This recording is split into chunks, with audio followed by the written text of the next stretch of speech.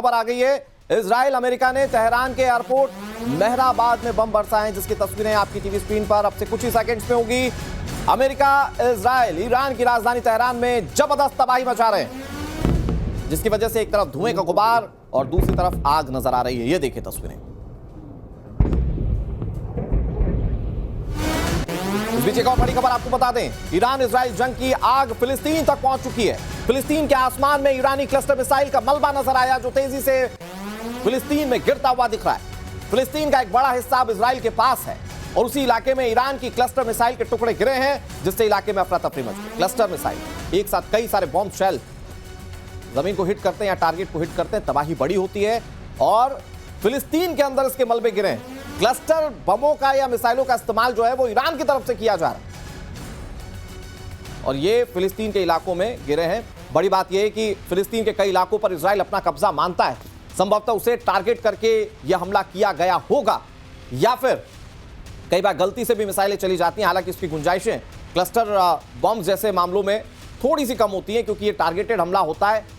लेकिन यहां पर क्या परिस्थितियां हैं, बड़ी बात यह है कि फिलिस्तीन के आसमान में क्लस्टर मिसाइलें उड़ती हुई दिखाई दी। तो क्या ईरान और इजराइल की जंग फिलिस्तीन तक पहुंच चुकी है? हालांकि दायरा बढ़ता जा रहा है, क्योंकि ईरान ने शुरू में ही अमेरिकी बेसिस को निशाना बनाने के लिए गल्फ कंट्रीज को टारगेट किया था। यूएस बेसिस को निशाना बनाने के लिए कई सारे देश इसकी जद में आ गए थे और अब इसमें फिलिस्तीन भी क्या शामिल हो चुका है। यूएस राठौर सर, ये पूरा घटनाक्रम जिसमें कि क्लस्टर बम फिलिस्तीन के अंदर गिरे, क्या ये टारगेटेड जानबूझकर किया गया ईरान की तरफ से हमला होगा ताकि इजराइल को नुकसान पहुंचाया जाए, या गलती से कोई मिसाइल दाग? ईरान द्वारा दागी गई कई मिसाइलें वेस्ट बैंक पे गिरी हैं और ये हो सकती है टारगेटेड मिसाइल भी गिरी है, या वो मिसाइल जब इंटरसेप्ट की गई हैं एयर डिफेंस सिस्टम द्वारा, तो हो सकता है उनका मलबा गिरा हो। लेकिन ये बात है कि वेस्ट बैंक पे काफ़ी मिसाइलें उनकी गिरी हैं।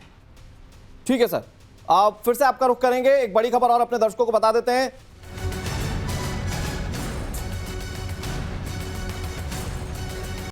के पास एक बड़ी खबर अपने दर्शकों को बता दें, क्योंकि खामेनेई भले ही मारे जा चुके हैं, लेकिन उनके खूंखार अब भी उनका एक्स अकाउंट संभाल रहे हैं, एक नैरेटिव सेट करने की कोशिश कर रहे हैं। ट्रंप के खिलाफ लगातार पोस्ट किया जा रहा है और खामेनेई के एक्स अकाउंट से ट्रंप पर इस बार सीधा निशाना साधा गया। एप्स्टीन फाइल्स में ट्रंप का नाम आने पर तंज कसा गया है। अकाउंट से लिखा गया है कि बच्चों के नरभक्षण के लिए नोबेल पुरस्कार दिया जाए, क्वेश्चन मार्क। ये खामेनेई यार, जैसे खामेनेई को लेकर दावा ये कि अब वो इस दुनिया में नहीं रहे, लेकिन उनका एक्स अकाउंट लगातार जारी। और क्या कहा गया ये आप देखिए तस्वीरों में। इस बीच एक और बड़ी खबर आपको बता दें, बगदाद एयरपोर्ट के पास ईरान का ड्रोन अटैक सामने आया। अमेरिकी डिप्लोमेट्स पर ईरान का ड्रोन अटैक, और यह सीधा हमला है अमेरिका पर।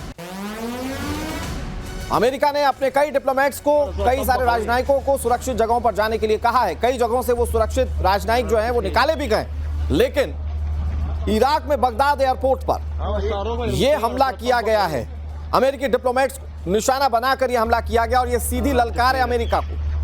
अब तक कई सारे सैनिक मारे जा चुके हैं अमेरिका के, लेकिन अब डिप्लोमेट्स पर भी निशाना, पहले बेसिस पर निशाना बनाया गया, अब डिप्लोमेट्स को निशाना बनाया जा रहा है। इस बीच एक और बड़ी खबर आपको बता दें, ईरान को अमेरिका की बहुत बड़ी धमकी सामने आ चुकी है।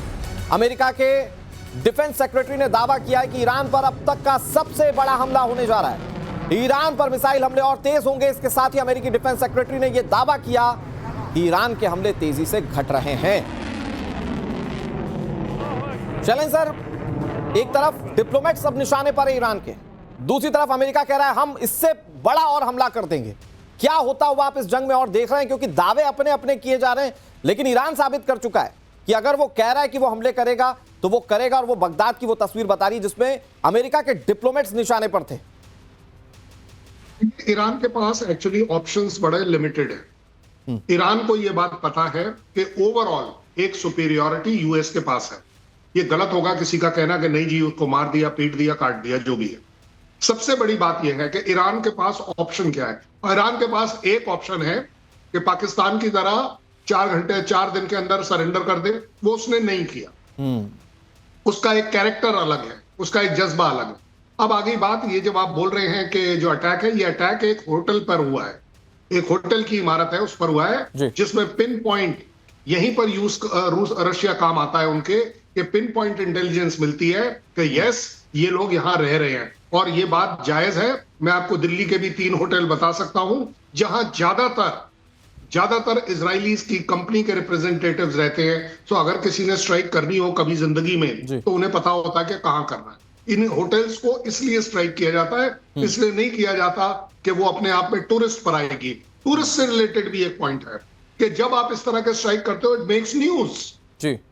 आपका एक अगर बम, और आप थोड़ी देर पहले जब बात कर रहे थे ना कि गलती से क्लस्टर बम, गलती से कभी क्लस्टर बम इस्तेमाल ही नहीं होता। Very true sir. उस क्लस्टर बम को इस्तेमाल करने के पीछे आपकी मंशा है, प्लानिंग है, इंटेलिजेंस है, टारगेट एक्विजिशन है।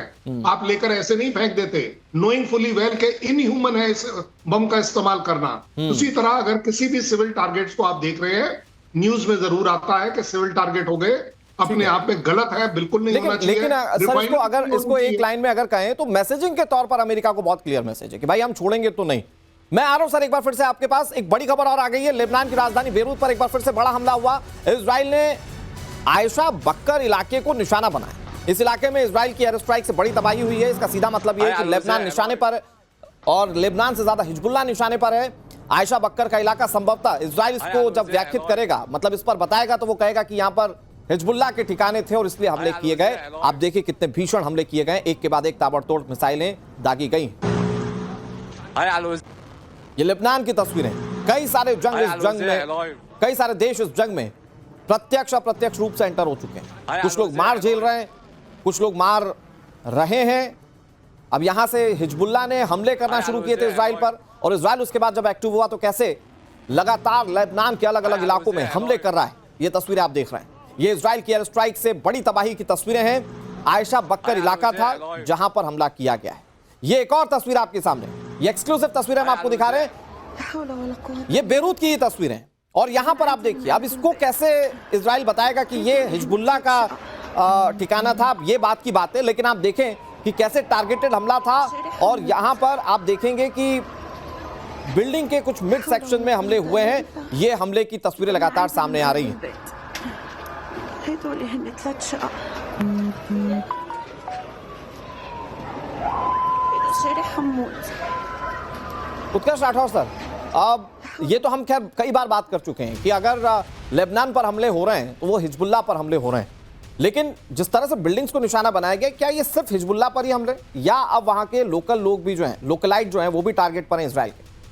देखिए, वॉर में कोलेट्रल डैमेज से आप इनकार नहीं कर सकते, और जिसने अटैक किया उसकी हर बात भी आप नहीं मान सकते कि उसने फुल इंटेलिजेंस से किया है या ये लेजिटमेट टारगेट ही था। ये कहना बड़ा मुश्किल है, फॉग ऑफ वॉर में किसी का साइड नहीं ले सकते।